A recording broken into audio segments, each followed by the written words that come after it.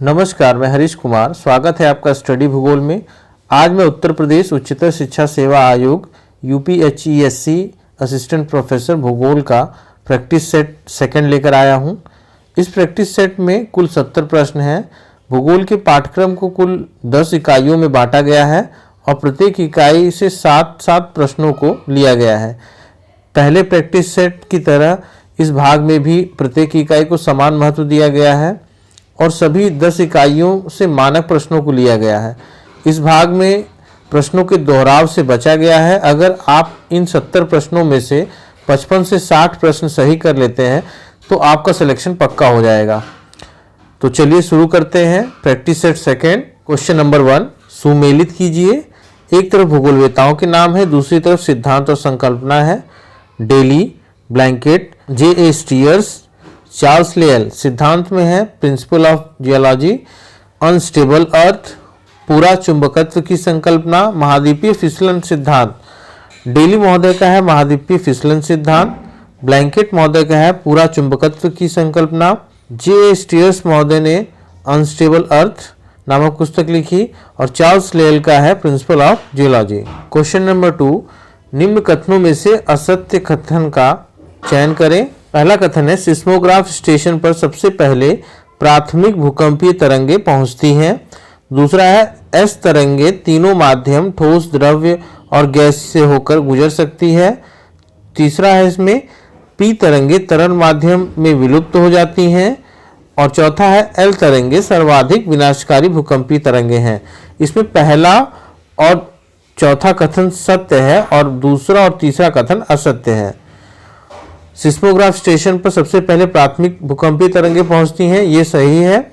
L तरंगे सर्वाधिक विनाशकारी भूकंपीय तरंगे होती हैं, ये भी सही है। जबकि एस तरंगे तीनों माध्यम ठोस, द्रव और गैस से होकर गुजर सकती हैं, ये गलत है। एस तरंगे जो होती हैं वो तरल माध्यम में विलुप्त हो जाती हैं। इसी तरह पी तरंगे जो होती हैं वो तीनों माध्यम से होकर गुजर सकती हैं, ठोस, द्रव्य और गैसीय। इस प्रकार हमारा उत्तर सी होगा, केवल 2 और 3 ये असत्य है। क्वेश्चन नंबर 3 सुमेलित कीजिए। एक तरफ भूगोलवेता है, दूसरी तरफ सिद्धांत और मॉडल। भूगोलवेताओं में डेविस, पैंक, वुड, एलसी किंग और सिद्धांत में है ढाल प्रतिस्थापन सिद्धांत, ढाल पतन सिद्धांत, पहाड़ी ढाल चक्र मॉडल, ढाल विकास मॉडल। इसमें डेविस महोदय का है ढाल पतन सिद्धांत, पैंक महोदय का है ढाल प्रतिस्थापन सिद्धांत, वुड महोदय का है ढाल विकास मॉडल और एलसी किंग महोदय का है पहाड़ी ढाल चक्र मॉडल। अगला प्रश्न है क्वेश्चन नंबर 4 निम्नलिखित में से किस प्लेट की गति मध्य महासागरीय कटक के निर्माण हेतु उत्तरदायी है। ऑप्शन है अपसारी गति, ऑप्शन बी अभिसारी गति, ऑप्शन सी रूपांतर भ्रंश गति और ऑप्शन डी है समांतर गति। इसका उत्तर ए होगा अपसारी गति। अपसारी गति के कारण दो प्लेटें एक दूसरे से दूर जाती हैं और मध्य महासागरीय कटक का निर्माण होता है। क्वेश्चन नंबर 5 निम्न में से असत्य है, इसमें से असत्य बताना है। हिमानी अपरदनात्मक स्थलाकृतियां, सर्ग, नुनाटक, हिम सोपान, पेस्टर-नास्टर झील, ये सही है। ये हिमानी अपरदनात्मक स्थलाकृतियां हैं। इसी प्रकार कास्ट अपरदनात्मक स्थलाकृतियों में स्टेलेक्टाइट, स्टेलेग्माइट, कंदरा स्तंभ दिया है। सी है समुद्री अपरदनात्मक स्थलाकृतियां, इसमें समुद्री क्लिफ, वात छिद्र, स्टैक, तरंग घर्षित प्लेटफॉर्म दिया है, ये भी सही है। फिर चौथा ऑप्शन है नदी निक्षेपणात्मक स्थलाकृति, इसमें जलोढ़ पंख, जलोढ़ शंकु, डेल्टा दिया गया, ये भी सही। हमारा बी ऑप्शन गलत है। इसमें कास्ट अपरदनात्मक स्थलाकृतियां स्टेलेक्टाइट, स्टेलेग्माइट, कंदरा स्तंभ नहीं है, ये कास्ट निक्षेपात्मक स्थलाकृतियां हैं। क्वेश्चन नंबर 6 ना तो प्रारंभ का कोई लक्षण है और ना तो अंत होने की आशा, उक्त कथन किसके हैं। ऑप्शन है उलरीज एवं मॉर्गन, बी जेम्स हटन, सी किंग और डी डेविस। इसका उत्तर बी होगा जेम्स हटन। क्वेश्चन नंबर 7 सुमेलित कीजिए। अपघर्षण, संक्षारण, जल गतिक्रिया, सन्निघर्षण। एक तरफ इनकी विशेषताएं दी हैं। अपघर्षण जो है इसका सेकंड होगा नदियों के साथ बहता हुआ पदार्थ नदियों के तल एवं पार्श्व को रगड़ कर खुरदरा एवं चिकना करता रहता है। संक्षारण क्या होता है? इसका पहला है रासायनिक अपरदन की क्रिया है जिसे नदियां चट्टानों में उपस्थित खनिजों को घोलकर चट्टानों को कमजोर बनाती हैं। जलगति क्रिया इसका चौथा है बिना किसी यांत्रिक सामग्री के चट्टानों को ढीला करना तथा जल का वेग अधिक महत्वपूर्ण होता है। सनी घर्षण क्या है? आपस में रगड़ खाकर टूट फूट की क्रिया को सनी घर्षण कहते हैं। क्वेश्चन नंबर 8, संघनन की गुप्त ऊष्मा के मिलने पर ऊपर उठती हुई वायु के तापमान में हुई कमी कहलाती है। ऑप्शन है ए सामान्य ह्रास दर, बी शुष्क रुद्रोष्म ताप परिवर्तन, सी आर्द्र रुद्रोष्म ताप परिवर्तन और डी है ओसांक। इसका उत्तर सी होगा आर्द्र रुद्रोष्म ताप परिवर्तन। क्वेश्चन नंबर 9 कथन कारण का है। कथन ए नगरों में ऊष्माद्वीप हीट आइलैंड की स्थिति पाई जाती है।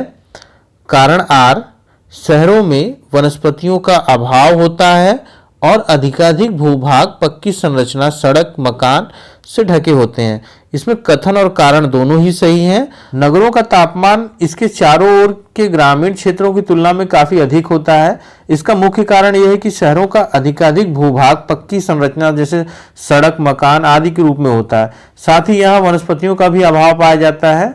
इस प्रकार इन अपेक्षाकृत उच्च ताप वाले नगरों को ही ऊष्माद्वीप कहा जाता है। क्वेश्चन नंबर 10 उपरोक्त चित्र में शीत वाताग्र, उष्ण वाताग्र, निम्न दाब केंद्र तथा उच्च दाब केंद्र की स्थिति का पता लगाइए। ये चित्र है, इसमें हमें शीत वाताग्र, उष्ण वाताग्र, निम्न दाब केंद्र तथा उच्च दाब केंद्र का पता लगाना है। इस चित्र में हवाएं जो हैं वो परिधि से केंद्र की तरफ चल रही हैं। इसका मतलब यह है कि परिधि की ओर उच्च दाब का केंद्र है और केंद्र की ओर निम्न दाब का केंद्र है। इस तरफ बी जो हमारा होगा वो उच्च दाब का केंद्र होगा और ए जो हमारा होगा वो निम्न दाब का केंद्र होगा। सी जो हमारा है ये शीत वाताग्र को दर्शा रहा है और जो डी हमारा है ये उष्ण वाताग्र को दर्शा रहा है। इस प्रकार हमारा उत्तर बी होगा C D A B.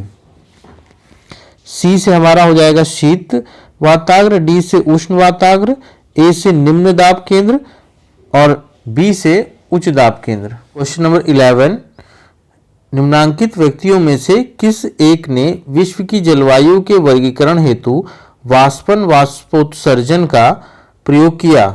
Option है कोपेन, ट्रिवार्था, थार्नथवेट, केंड्रियो। इसका उत्तर सी होगा, थार्नथवेट महोदय ने किया था। क्वेश्चन नंबर 12 निम्न में से कौन सा असत्य है? ऑप्शन है उष्ण मरुस्थल महाद्वीपों के पश्चिमी भागों में पाए जाते हैं, ये सही है। वायु के अवतलन तथा तट पर ठंडी जलधारा की उपस्थिति के कारण उष्ण मरुस्थल महाद्वीपों के पश्चिमी भाग में पाए जाते हैं, ये भी सही है। अश्व अक्षांश 30 अंश से 35 अंश अक्षांश के बीच ग्रीष्म ऋतु में पछुआ पवनें तथा शीत ऋतु में वाणिज्यिक पवनें चलती हैं। ऑप्शन डी है हमारा कोपेन की CS जलवायु का तात्पर्य भूमध्य सागरीय जलवायु से है, ये भी सही है। हमारा सी ऑप्शन इसमें गलत है। अश्व अक्षांश 30 अंश से 35 अक्षांश के बीच ग्रीष्म ऋतु में वाणिज्यिक पवनें और शीत ऋतु में पछुआ पवनें चलती हैं। क्वेश्चन नंबर 13 निम्नलिखित कथनों में से असत्य कथन का चयन करें। ऑप्शन है जहां पर वलित पर्वत समुद्र तट के समानांतर अथवा सन्निकट होते हैं महाद्वीपीय शेल्फ संकरे अथवा अविद्यमान होते हैं। यहाँ महाद्वीपीय शेल्फ से मतलब महाद्वीपीय मग्न तट से है। महाद्वीपीय शेल्फ की औसत गहराई 100 मीटर होती है। सी ऑप्शन है अंतर सागरीय गंभीर खड़ कैनियन अधिकतर महाद्वीपीय ढाल पर पाए जाते हैं। और डी ऑप्शन है अंतर सागरीय सपाट शीर्ष पर्वत निमग्न द्वीप गाइयाट कहलाते हैं। इसमें हमारा बी ऑप्शन गलत है, असत्य है। महाद्वीपीय शेल्फ या महाद्वीपीय मग्न तट की औसत गहराई 100 फैदम या 200 मीटर होती है, ना कि 100 मीटर। और बाकी सब ऑप्शन सही हैं। जहां पर वलित पर्वत समुद्र तट के समानांतर तथा सन्निकट होते हैं महाद्वीपीय शेल्फ संकरे अथवा अविद्यमान होते हैं, ये सही है। अंतरसागरीय गंभीर खंड कैनियन अधिकतर महाद्वीपीय ढाल पर पाए जाते हैं, ये भी सही है। अंतरसागरीय सपाट शीर्ष पर्वत निमग्न द्वीप गाइयार्ड कहलाते हैं, ये भी सही है। क्वेश्चन नंबर 14 सुमेलित कीजिए। एक तरफ संघनन और उसके प्रकार रूप दिए हैं, दूसरी तरफ उनकी विशेषताएं दी गई हैं। ओस, पाला, कोहरा, स्मॉग। ओस की विशेषता क्या है?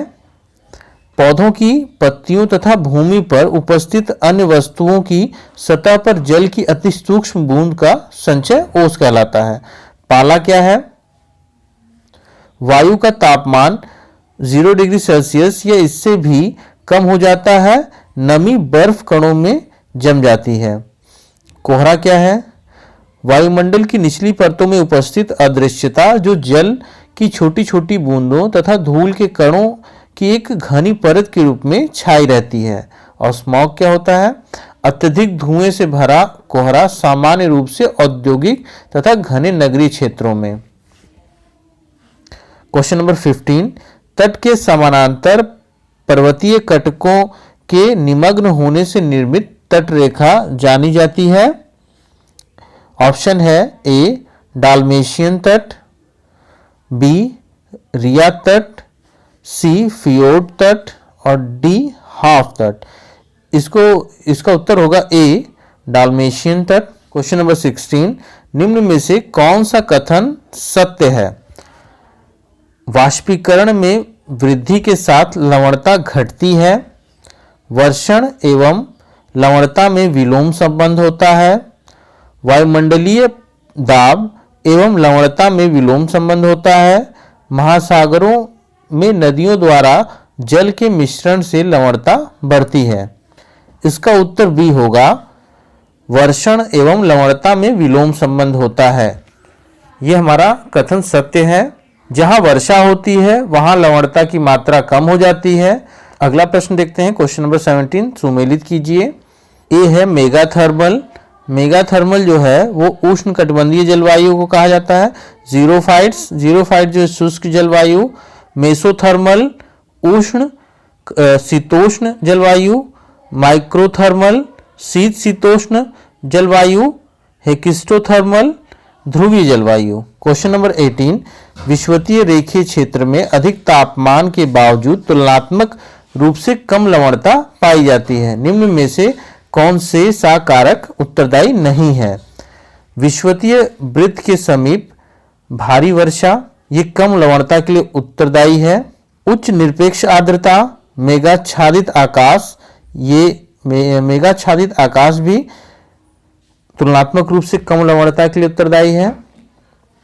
डोल ड्रम की अशांत वायु, इसमें ऑप्शन दूसरा और चौथा हमारा उत्तरदायी नहीं है, जबकि उच्च सापेक्ष आर्द्रता उत्तरदायी होता है और डोल ड्रम की शांत वायु पेटी उत्तरदायी होती है। तो हमारा सेकंड और 4 गलत है। इस तरह हमारा उत्तर होगा सी 2 और 4।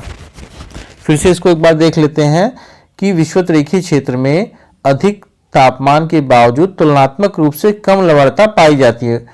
उसके कौन से कारण उत्तरदायी हैं इनको देख लेते हैं। विषुवत वृत्त के समीप भारी वर्षा, ये सही है। उच्च सापेक्ष आर्द्रता और मेघाच्छादित आकाश और डोल ड्रम की शांत वायु पेटी।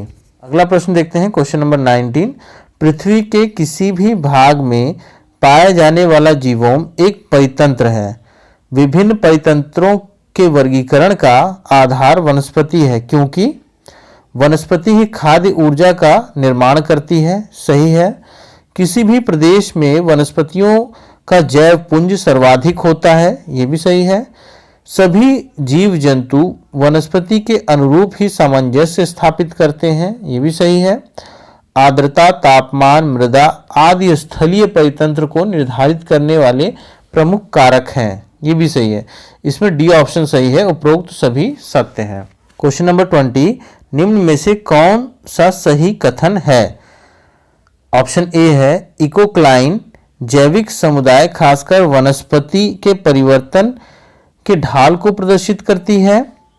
दूसरा ऑप्शन है इकोक्लाइन प्रौढ़ पारिस्थितिकीय तंत्र को प्रदर्शित करती है। ऑप्शन सी इकोक्लाइन समान पारिस्थितिकीय संसाधनों के स्थानों को मिलाने वाली रेखा को प्रदर्शित करती है। और ऑप्शन डी है इकोक्लाइन पारिस्थितिकी जलवायु को प्रदर्शित करती है। इसमें हमारा उत्तर ए सही है। इकोक्लाइन जैव समुदाय खासकर वनस्पति के परिवर्तन के ढाल को प्रदर्शित करती है। क्वेश्चन नंबर 21 पारिस्थितिकी उत्पादकता होती है। ऑप्शन है प्रति समय इकाई प्रति क्षेत्रीय इकाई में जीवित पदार्थों की संख्या का उत्पादन, प्रति क्षेत्रीय इकाई एवं प्रति समय इकाई में जैविक पदार्थों का सकल प्राथमिक उत्पादन। ऑप्शन सी है प्रति क्षेत्रीय एवं प्रति समय इकाई में बायोमास का उत्पादन। और ऑप्शन डी है प्रति क्षेत्रीय इकाई एवं प्रति समय इकाई में जैविक पदार्थों के उत्पादन की दर। इसमें ऑप्शन सी हमारा सही होगा, प्रति क्षेत्रीय एवं प्रति समय इकाई में बायोमास का उत्पादन। क्वेश्चन नंबर 22 सुमेलित कीजिए। एक तरफ भूगोलवेता है, दूसरी तरफ उनकी रचनाएं हैं। भूगोलवेताओं में डिमांजिया, सोरे, डी मॉर्टेनी और ब्लैचार्ड है। और रचनाओं में les Pyrenees, les Alps, French Alps, Picardy है। तो डिमांजिया की रचना है पिकार्डी, सोरे की रचना है लेस पेरिनीज, डी मार्टोनी की रचना है लेस आल्पस और ब्लैचार्ड की रचना है फ्रेंच आल्पस। क्वेश्चन नंबर 23 भूगोल भूवैन्यासिक संगठन के प्रतिरूप एवं प्रक्रिया का अध्ययन करता है। भूगोल की उक्त परिभाषा प्रस्तुत की गई है। ऑप्शन है छायावादी युग में, डार्विनवादी युग में, क्षेत्र विश्लेषण युग में, सांख्यिकीय क्रांति युग में। इसका उत्तर सी होगा, क्षेत्र विश्लेषण युग में। क्वेश्चन नंबर 24 सुमेलित कीजिए। छायावादी युग, डार्विनवादी युग, अंधकार युग, खोज युग। छायावादी युग में इमैनुअल कांट और वारेनियस को सम्मिलित किया जाता है। डार्विनवादी युग में रेडजेल और स्पेंसर को, अंधकार युग में टी-इन-ओ मानचित्र और खोज युग में आपको वास्को डिगामा एवं मार्को पोलो को सम्मिलित किया जाता है। अगला क्वेश्चन है 25 समान अवस्थितियां समान जीवन पद्धति की ओर जाती हैं, ऐसा किसने कहा है? ऑप्शन है F Ratzel, Carl Ritter, Humboldt, EC Semple. इसका उत्तर डी होगा, ईसी सैंपल। क्वेश्चन नंबर 26 सुमेलित कीजिए। एक तरफ रचनाएं हैं, दूसरी तरफ भूगोलवेताओं के नाम। A history of ancient geography, इसमें फोर्थ होगा बनबरी। किताब अल औसात, ये अल मसूदी की है। The maker of modern geography, ये डिकिंसन की है। अल कानून अल मसूदी, ये अल बरूनी की है। क्वेश्चन नंबर 27 निम्नलिखित में से कौन सी सही सुमेलित नहीं है? नवाचार विसरण हैंगर स्टैंड का है, ये सही है। क्षेत्रीय विभेदीकरण हार्टशोन का है, ये भी सही है। स्थानिक विश्लेषण हैगेट का है, ये भी सही है। बृहत प्राकृतिक प्रदेशों की संकल्पना चोडले, ये गलत है। बृहत प्राकृतिक प्रदेशों की संकल्पना हर्बर्टसन महोदय ने दी थी। क्वेश्चन नंबर 28 सुमेलित कीजिए। एक तरफ भूगोलवेताओं के नाम है, दूसरी तरफ रचनाएं हैं। जे.एम. में इनकी रचना है चिकित्सा भूगोल। एफ.जे. मार्कहाउस, इनकी रचना कार्टोग्राफी मानचित्र विज्ञान। एच.एम. मेयर, इनकी रचना नगरीय भूगोल। और एफ. ल्यूकरमान, भूगोल के अध्ययन का मूल स्थान है। क्वेश्चन नंबर 29 दिया गया आयु लिंग पिरामिड निम्नलिखित में से किस तथ्य का सूचक नहीं है? ये आयु लिंग पिरामिड है, जिसमें एक तरफ स्त्री जनसंख्या को दर्शाया गया है उनके आयु वर्ग के अनुसार और एक तरफ पुरुष जनसंख्या को। इसमें ऑप्शन है उच्च जन्म दर तथा उच्च मृत्यु दर, भविष्य में जनसंख्या में वृद्धि, भविष्य में जनसंख्या में कमी, युवा जनसंख्या का अधिक अनुपात। इसका उत्तर सी होगा, भविष्य में जनसंख्या में कमी। क्वेश्चन नंबर 30 सुमेलित कीजिए। इसमें जनांकिकीय संक्रमण सिद्धांत की अवस्थाओं को दिया गया है और दूसरी तरफ विशेषता को दर्शाया गया है। ए और इसमें है उच्च स्थायी अवस्था, ये जो है इसकी विशेषता है जन्म दर और मृत्यु दर दोनों उच्च, ये पहली अवस्था को दर्शाता है। फिर है प्रारंभिक वृद्धिमान अवस्था, इसमें जन्म दर उच्च और मृत्यु दर में ह्रास होता है। फिर है उत्तर वृद्धिमान अवस्था, इसमें जन्म दर में ह्रास और मृत्यु दर में तीव्र ह्रास होता है। और लास्ट इसमें है निम्न स्थायी अवस्था, इसमें जन्म दर और मृत्यु दर दोनों निम्न स्तर पर रहती है। क्वेश्चन नंबर 31, निम्न में से असत्य का चयन करें। गणितीय घनत्व कुल जनसंख्या संबंधी कुल क्षेत्रफल, ये सही है। कृषि घनत्व कृषक जनसंख्या संबंधी कुल कृषि क्षेत्र, ये भी सही है। कायिक घनत्व कुल जनसंख्या संबंधी उत्पादन क्षमता, ये गलत है। पोषण घनत्व कुल जनसंख्या संबंधी खाद्य फसलों का क्षेत्रफल, ये सही है। हमारा उत्तर सी होगा। क्वेश्चन नंबर 32 सुमेलित कीजिए। एक तरफ नगरों की अवस्था को दिया गया है और दूसरी तरफ उनकी विशेषताओं को।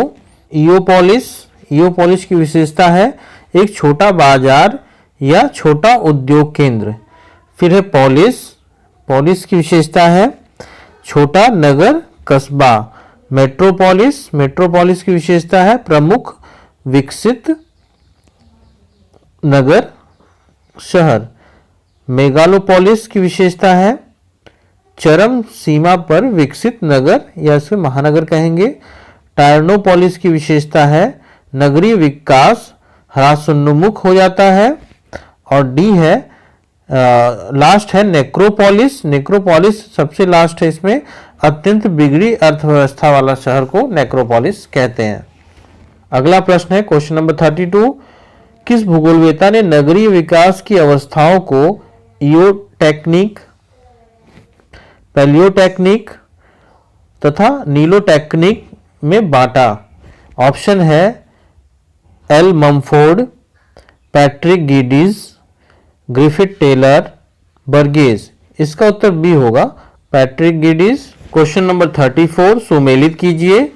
एक तरफ भूगोलवेत्ता के नाम है और दूसरी तरफ उनके द्वारा नगरों की अवस्थाओं को दर्शाया गया है। ग्रिफिथ टेलर ने नगरों को 7 अवस्थाओं में बांटा था। एल ममफोर्ड ने नगरों की 6 अवस्थाओं की व्याख्या की है। पैट्रिक गिडीज ने नगरों की 3 अवस्थाओं का उल्लेख किया है और बर्गेस महोदय ने नगर को 5 पेटियों में बांटा है।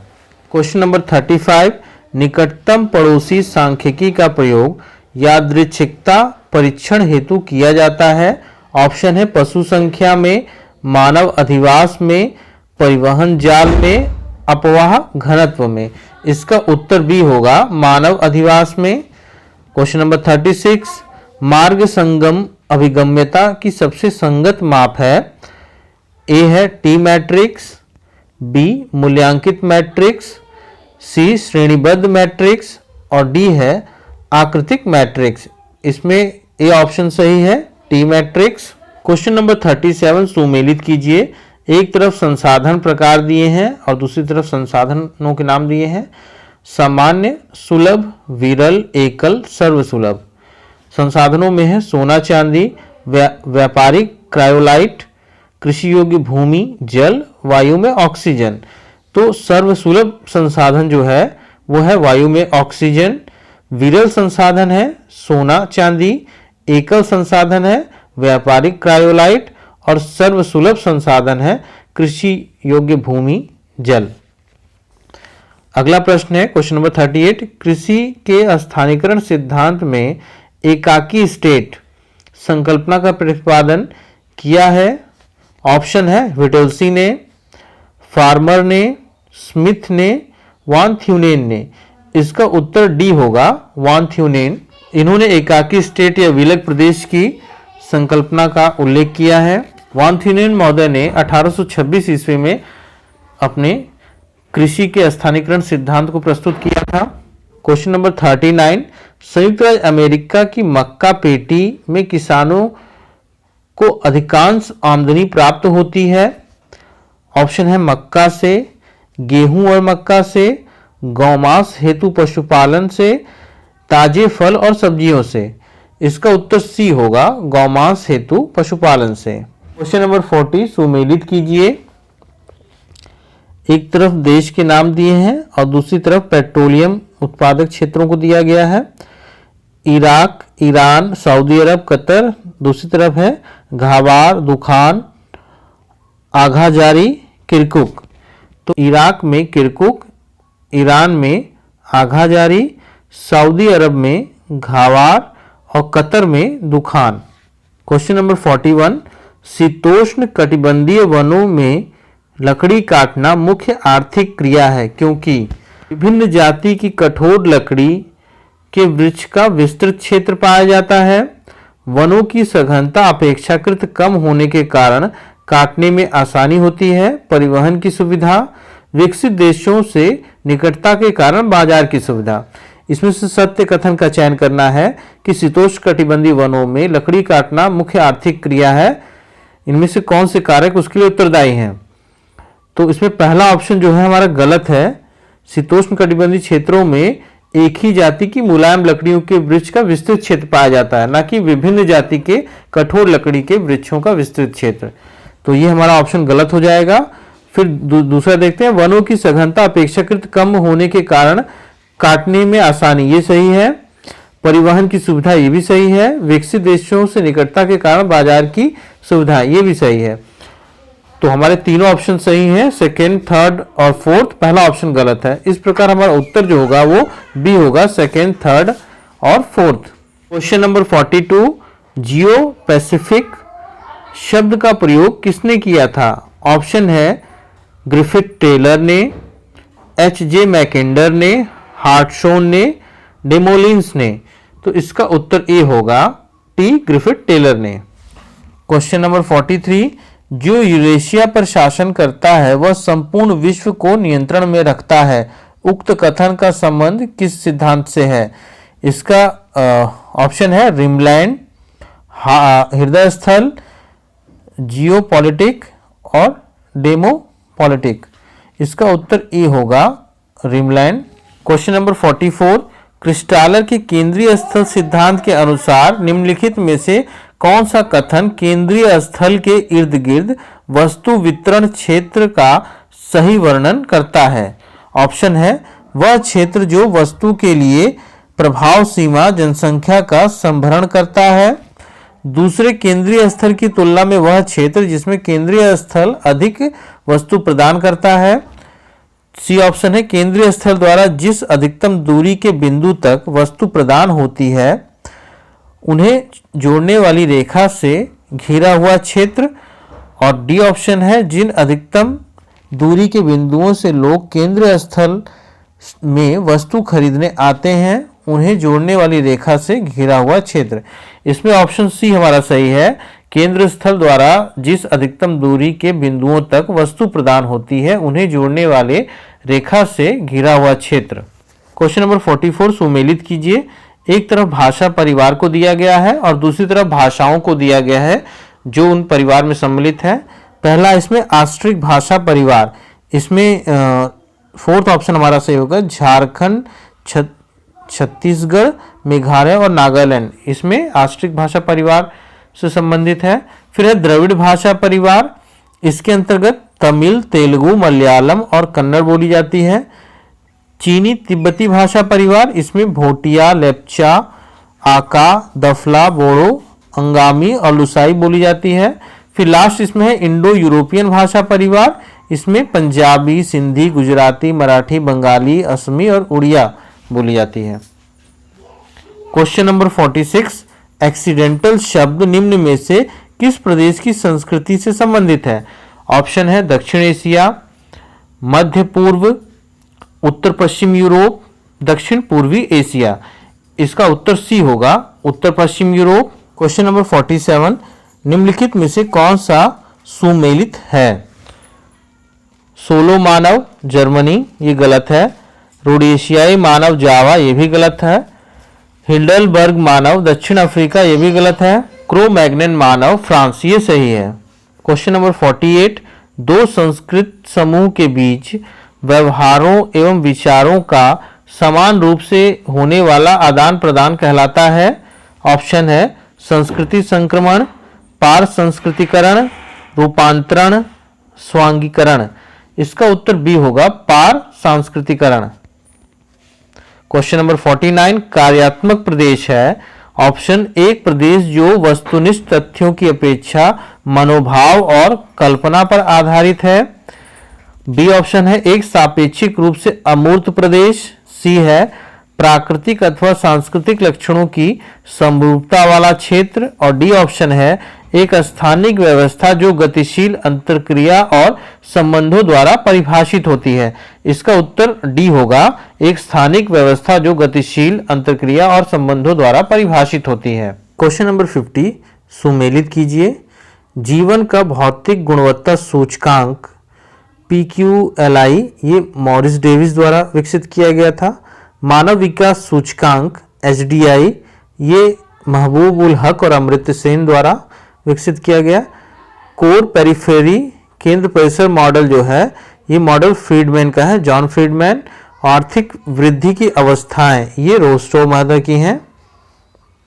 क्वेश्चन नंबर 51 कथन कारण। कथन ए भूवैन्यासिक संगठन पृथ्वी के धरातल पर विकसित संरचनात्मक तंत्र की विविधता एवं जटिलता को प्रतिरूपित करता है, ये सही है। कारण आर भूवैन्यासिक संगठन में स्थान, अवस्थिति, वितरण, क्षेत्रीय विभिन्नता, तत्वगत अंतरसंबद्धता, अंतरक्रियता, कालिक एवं स्थानिक परिवर्तन जैसी संकल्पनाओं का समावेश होता है, ये भी सही है। और ये इसकी व्याख्या भी कर रहा है। तो इस प्रकार हमारा उत्तर ए होगा। ए तथा आर दोनों सही है तथा आर ए की सही व्याख्या करता है। क्वेश्चन नंबर 52 राष्ट्रीय राजधानी प्रदेश के प्रादेशिक नियोजन का मुख्य उद्देश्य नहीं है। ऑप्शन है जनसंख्या वृद्धि को नियंत्रित करना, ये सही है। नगरीय क्षेत्रों में लोगों के जीवन स्तर को ऊंचा उठाना, ये भी सही है। ग्रामीण क्षेत्र से के लोगों को नगरीय क्षेत्रों में बसाना, ये नहीं है। परिवहन, जलापूर्ति, विद्युत आपूर्ति, आवास और स्वास्थ्य सुविधाएं उपलब्ध कराना, ये भी सही है। इस प्रकार हमारा उत्तर सी होगा, ग्रामीण क्षेत्र के लोगों को नगरीय क्षेत्रों में बसाना। क्वेश्चन नंबर 53 सुमेलित कीजिए। एक तरफ भूगोलवेत्ता है और दूसरी तरफ भारत के प्रादेशिक विभाग। LD स्टाम्प महोदय ने भारत को 22 प्रधान भवाकृतिक विभाग तथा 10 छोटे खंड में बांटा है। JNL बेकर महोदय ने भारत को 18 प्रधान तथा 10 छोटी इकाइयों में बांटा। OHK स्पेट महोदय ने भारत को 3 प्रधान प्रदेशों, 35 प्रथम श्रेणी के, 74 द्वितीय श्रेणी और 225 उपवर्गों में बांटा। और लास्ट में RL सिंह महोदय ने भारत को 4 बृहद प्रदेश, 28 मध्यम प्रदेश, 67 प्रथम श्रेणी के प्रदेश तथा 192 द्वितीय श्रेणी के प्रदेशों में बांटा है। क्वेश्चन नंबर 54 निम्न में कौन असत्य है? Rich lands and poor, the road to world prosperity, ये गुन्नाड मिडल महोदय की है किताब, ये सही है। रीजनल डेवलपमेंट एंड प्लानिंग, ये फ्रीडमैन तथा अलोंसो की है, ये भी सही है। Social justice and distribution of income, ये अमृत सेन महोदय की है, ये भी सही है। एशियन ड्रामा, ये स्टाम्प, ये गलत है। एशियन ड्रामा गुन्नाड मिडल महोदय की है, इसलिए हमारा ऑप्शन जो है असत्य जो है वो डी है। क्वेश्चन नंबर 55 निम्नलिखित तत्वों में से कौन सा जुलाई तथा अगस्त महीने में साधारणतः शुष्क रहता है? इसका ऑप्शन है कोरोमंडल तट, कोंकण तट, मालाबार तट, उत्तरी सरकार तट। इसका उत्तर ए होगा, कोरोमंडल तट। क्वेश्चन नंबर 56 सुमेलित कीजिए। चक्रवात, ये मध्य पूर्वी भारत में आते हैं। सूखा, ये झारखंड और उत्तरी उड़ीसा में। भूकंप, हिमालय का गिरिपदीय क्षेत्रों में। और बाढ़ जो होता है वो उत्तर प्रदेश और बिहार में। क्वेश्चन नंबर 57 कथन कारण। कथन ए भारत में 2001 से 2011 के दशक में प्रजनन दर में गिरावट आई है, ये सही है। कारण आर 2001 में कुल जनसंख्या में शिशुओं का प्रतिशत 15.42% था, जबकि 2011 में यह 13.6% रहा, ये भी सही है। कथन और कारण दोनों सही है, मगर ये व्याख्या नहीं कर रहा, इसलिए हमारा उत्तर जो होगा वो बी होगा, ए तथा आर दोनों सही है तथा आर ए की सही व्याख्या नहीं करता है।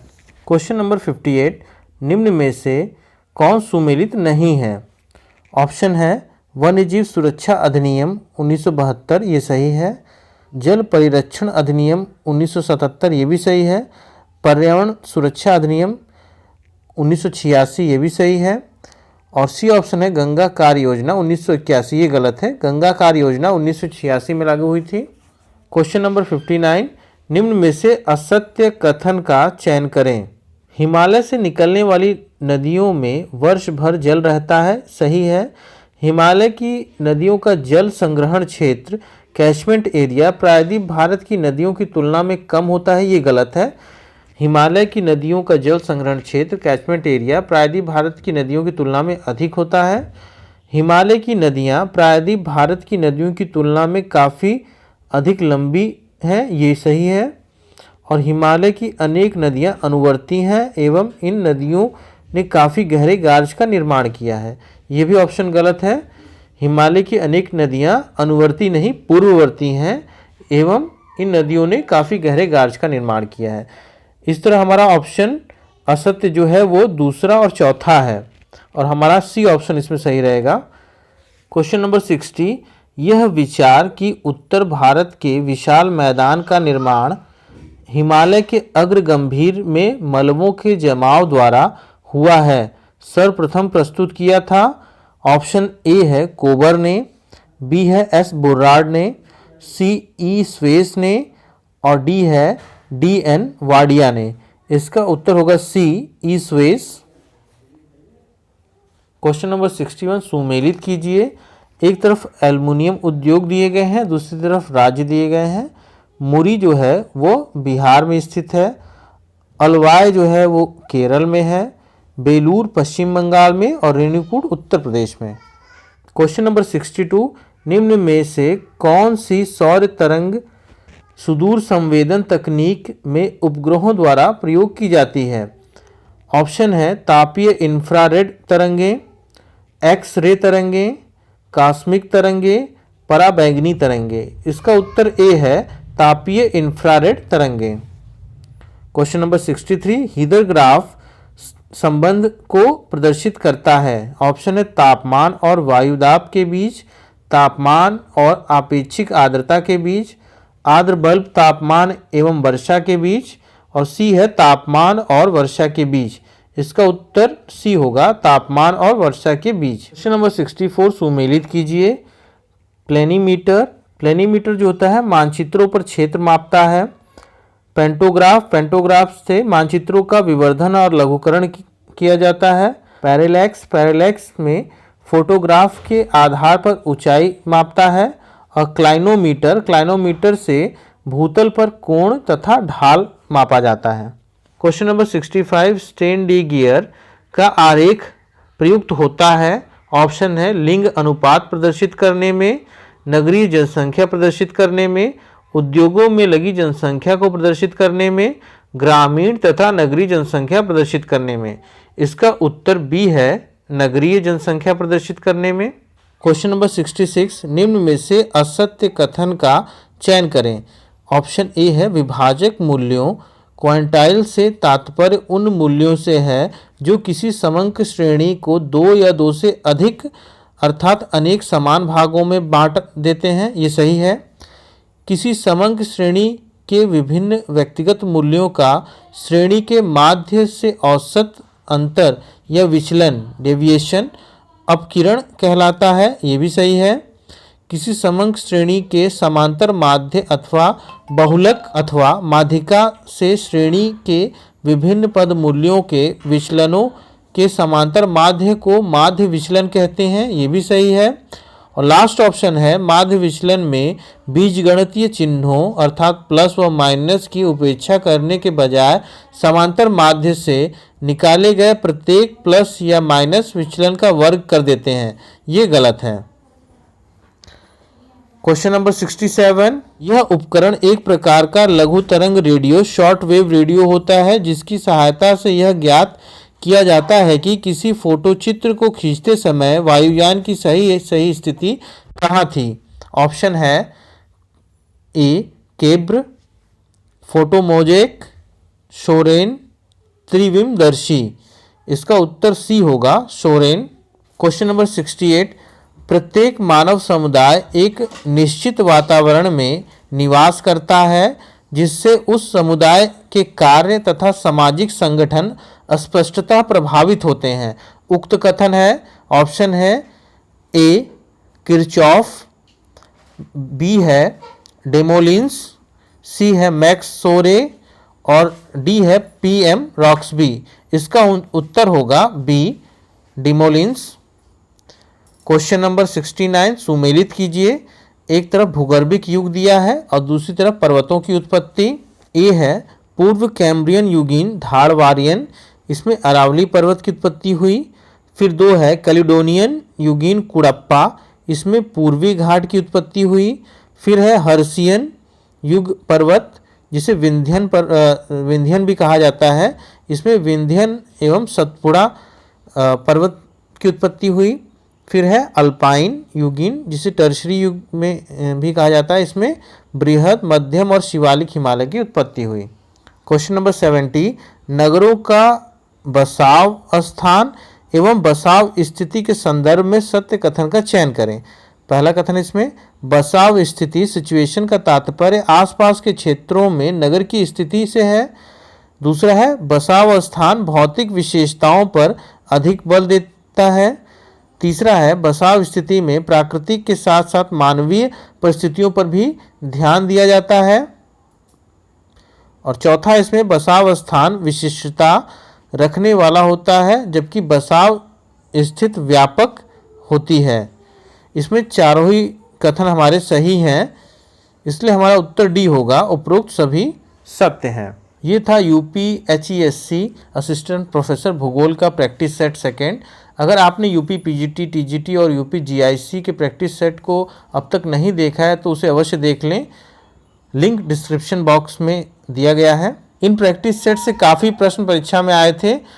तो आज के लिए इतना ही, मिलते हैं अगले वीडियो में, तब तक के लिए धन्यवाद।